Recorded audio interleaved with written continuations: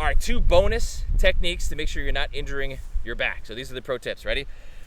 One of the last ones is to make sure you're keeping this snow in the shovel as close to you as possible. So do a little trick at home.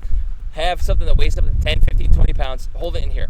And then slowly bring it out away from you and see what happens to that. What's going to happen is it's going to feel heavier. It's not actually getting heavier, right? That weight's not getting heavier. It's going to feel heavier because the further away you get a weight from your center of gravity, then the more stress it's going to put on your shoulders, your back, and the muscles that stabilize your spine and your legs. So that's why it feels heavier. So what are we going to do?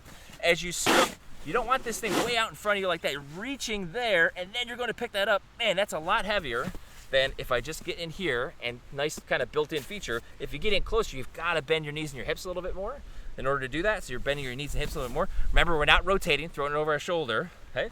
We're kind of going like this.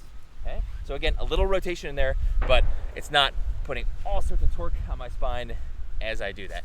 The next thing you want to do is vary your motion. Okay? So if you're going to shovel snow, especially a driveway like this, right hand on the end of the shovel, left hand closer to the bottom of the shovel, and just do this forever. Like, I can't do that.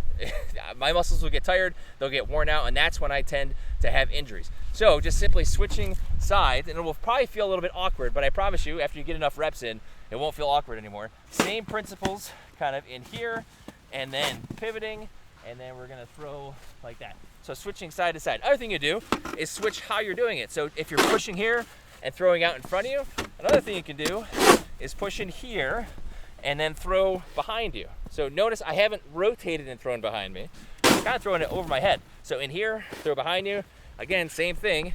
You're switching sides, and I promise you, after enough repetitions of this, if it feels awkward in the beginning, it won't feel so awkward by the end. Hopefully those tips help.